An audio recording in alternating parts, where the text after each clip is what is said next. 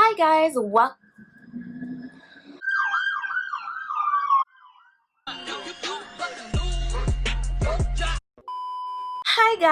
welcome and welcome back to my channel, Lyssa the Healer.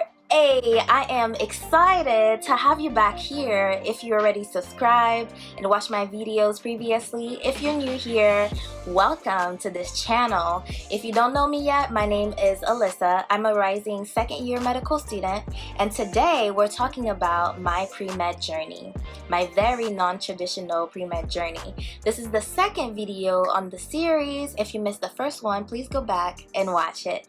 And if you would like to know about my story and learn about the mistakes that I've made or learn from them and how I bounce back, please stay tuned and watch this video. Alright, let's jump right in. The last time I left off when I learned that I got rejected from all of the colleges that I applied to, and I went to community college and was able to transfer into a 4-year institution. So this is where exactly I'm going to start today. I was able to transfer into the top institution in my state. Some people will argue with me, but at me if you want to fight. But seriously though, it was a great institution and I was very excited to begin my journey there. So if you know, when people get into college, that's their time to learn about themselves, to party, to do whatever and learn how to study, all of the above. However, I didn't have that experience as a freshman. I had that experience as a junior. So for me, it took a lot to transition from a small institution into a large 4-year institution. It was a culture shock for me. And also, I wanted to explore and learn about myself. So the time that I should have been spending to figure out my life and learn about the application process for medical school and all of that, I spent a lot of that socializing. And also, remember, I was catching up from trying to reach the goal of transferring into a 4-year institution. So I had missed out already from that time that I went into my junior year. I missed out. I was not ready to send any application. I didn't even know about the MCAT until later on during my junior year. And I sure didn't know anything about the medical application. And this is great because today I had a conversation with one of my friends who helped me out throughout my undergrad journey. Her name is Naj Pierre and she's now Dr. Pierre. So you will learn about her own story. But she was one of the people that I had alongside me who was going through the process at the same time. So I learned a lot from her. And I joined AMSA.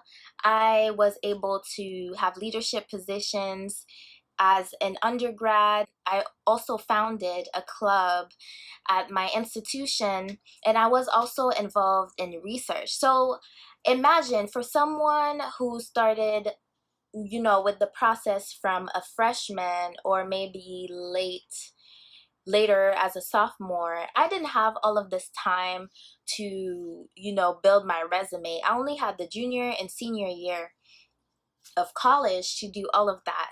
So I was packing all of my extracurriculars, all of my social interactions, everything was combined, and that took a toll also on my grades.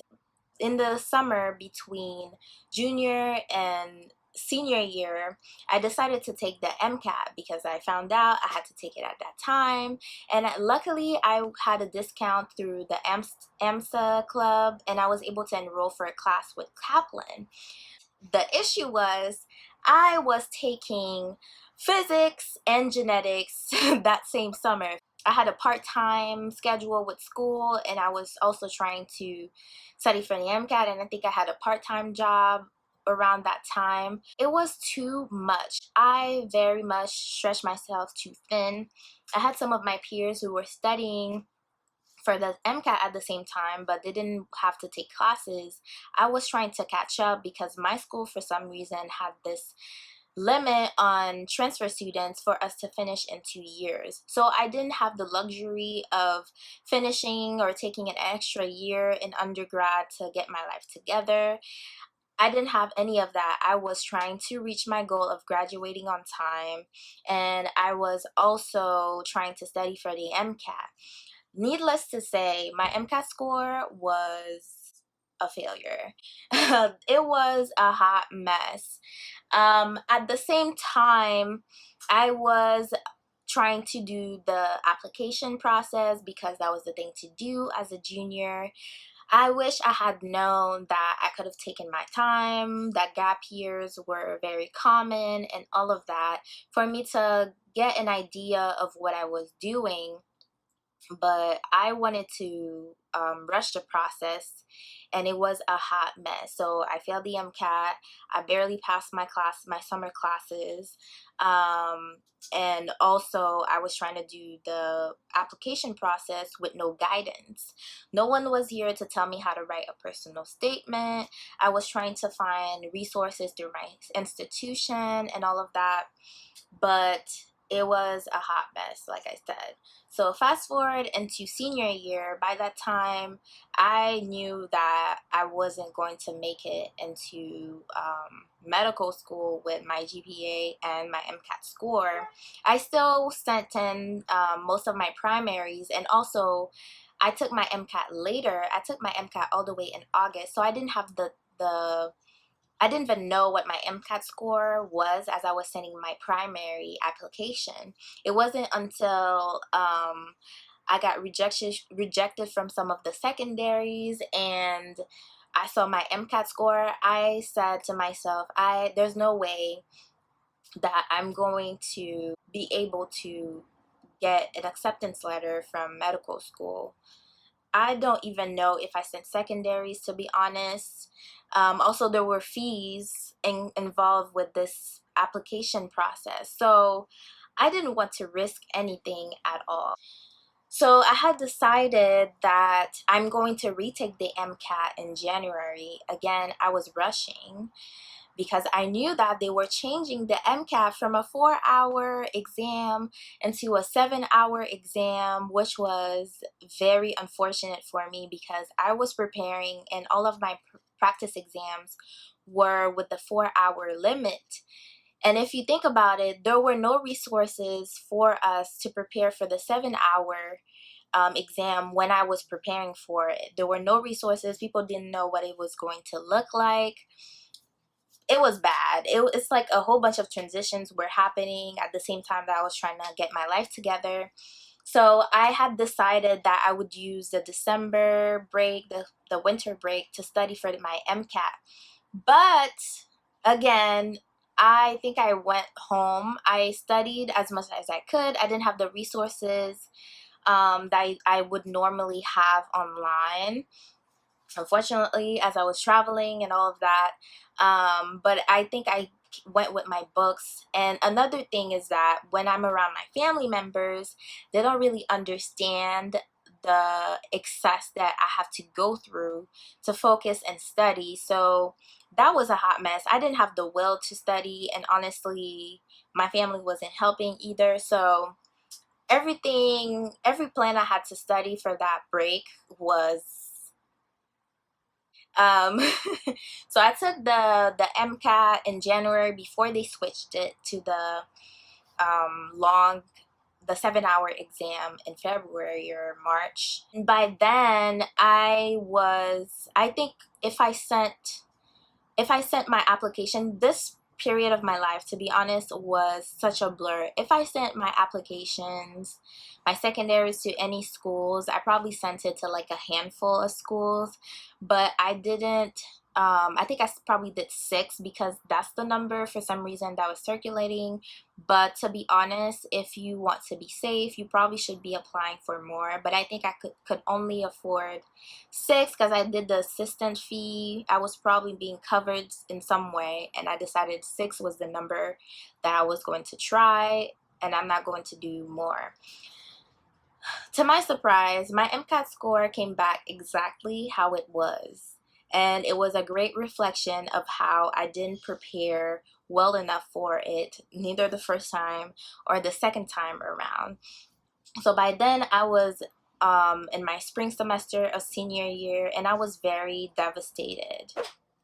The depression in senior year is real.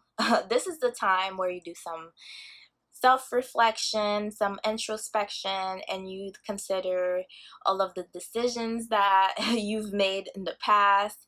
I was beating myself up for not focusing enough during my junior year. I was beating myself up for not finding a mentor. I was beating myself up for not doing well on the MCAT. I felt like a failure, and I also isolated myself from my friends and all of my classmates who were going through the journey. I isolated myself out of guilt, and I felt like in some way it's embarrassing that they are going through the same process as me at the same time, and they were succeeding in their own ways and I wasn't.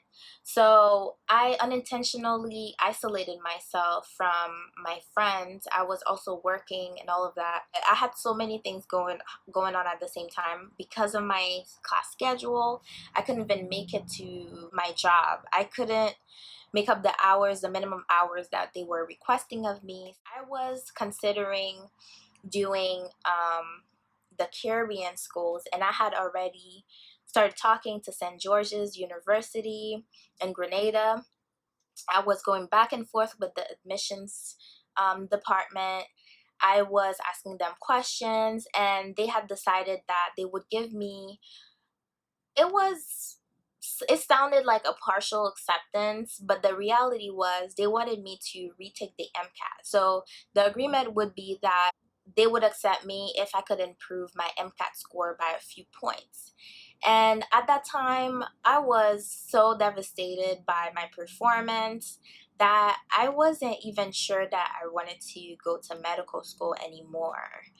I was dropping the whole idea altogether. I didn't want to retake the MCAT also because I was traumatized. So I decided to drop it altogether. I decided to take a gap year and to get my life together. Let's move right along into my gap year. I was devastated at the beginning of that experience. I felt like a failure already. My parents were asking me what I was doing with my life. I decided that I would stick around UF so that I could find some job opportunities. I met with one of my friends, shout out to Lexi. I had a great conversation with her, and she's the one who actually told me about public health. I didn't even take any classes in public health back then, but she told me about it, and I was looking into getting a public health position where she was working already.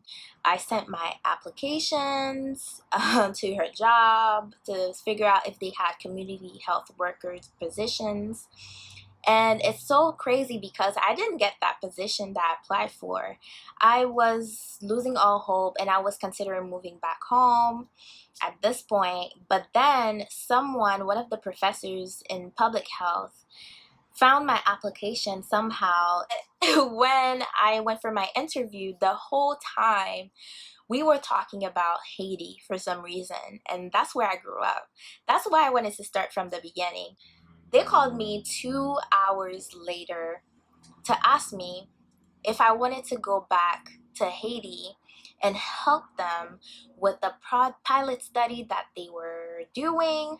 My experience working as a lead community health worker in Haiti was one of a kind. I will put it that way.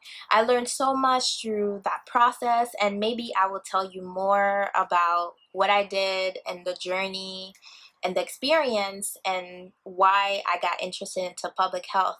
But through that experience, I knew that I wanted to pursue a career in public health.